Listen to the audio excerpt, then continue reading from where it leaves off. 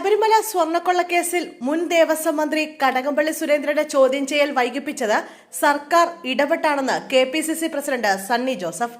തദ്ദേശ തെരഞ്ഞെടുപ്പിന് മുമ്പ് കടകംപള്ളി സുരേന്ദ്രനെയും PS പ്രശാന്തിനെയും ചോദ്യം ചെയ്യാതിരിക്കാൻ അന്വേഷണ സംഘത്തിനുമേൽ സർക്കാരിന്റെ ശക്തമായ നിയന്ത്രണവും ഇടപെടലും ഉണ്ടായെന്നും ഹൈക്കോടതിയുടെ ശക്തമായ ഇടപെടൽ ഇല്ലായിരുന്നെങ്കിൽ അന്വേഷണം ഇത്ര പോലും മുന്നോട്ടു പോകില്ലായിരുന്നുവെന്നും സണ്ണി ജോസഫ് പറഞ്ഞു. സ്വർണ്ണക്കൊള്ളയിൽ പ്രതികളായ നേതാക്കളെ CPIM സർക്കാരും തുടർച്ചയായി സംരക്ഷിക്കുകയാണെന്നും ഇത് പ്രതിഷേധാർഹമാണെന്നും അദ്ദേഹം പറഞ്ഞു. ജയിലിൽ കഴിയുന്ന പ്രതികൾക്കെതിരെ ചെറിയ അച്ചടക്ക നടപടി സ്വീകരിക്കാൻ തയ്യാറല്ലെന്നാണ് CPIM സംസ്ഥാന സെക്രട്ടറി MV ഗോവിന്ദൻ പ്രതികരിച്ചത്. പ്രതികളുടെ ജാമ്യം നിഷേധിച്ചുകൊണ്ടുള്ള കോടതിയുടെ കണ്ടെത്തലുകൾ മുഖ്യമന്ത്രിക്കും CPIM സെക്രട്ടറിക്കും ബാധകമല്ലെന്ന നിലപാടാണ്. അന്വേഷണ സംഘത്തിന്റെ സ്വതന്ത്രവും നീതിപൂർവമായ പ്രവർത്തനത്തെ CPIM ബോധപൂർവം തടസ്സപ്പെടുത്തുകയാണ്. മോഷ്ടിക്കപ്പെട്ട സ്വർണം കണ്ടെത്താൻ ഇതുവരെ SITക്ക് കഴിഞ്ഞിട്ടില്ല.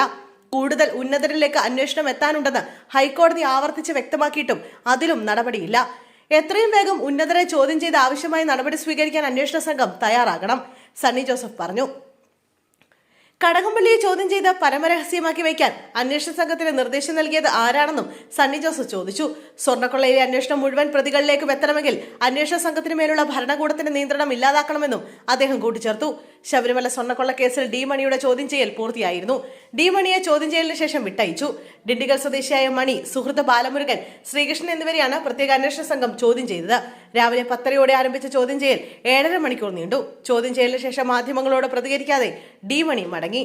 ശബരിമലയിലെ സ്വർണ്ണ ഉരുപ്പടികൾ വിറ്റുവെന്നും അതിനു പിന്നിൽ ഉണ്ണികൃഷ്ണൻ പോറ്റിയും D മണിയുമാണെന്നും പ്രവാസി വ്യവസായി മൊഴി നൽകിയിരുന്നു. ഇടപാട് നടന്നത് തിരുവനന്തപുരത്ത് വെച്ചാണെന്നും ഡിണ്ടിഗലിലെ വീട്ടിൽ വെച്ച് ചർച്ചകൾ നടന്നുവെന്നുമാണ് വ്യവസായി മൊഴി നൽകിയത്.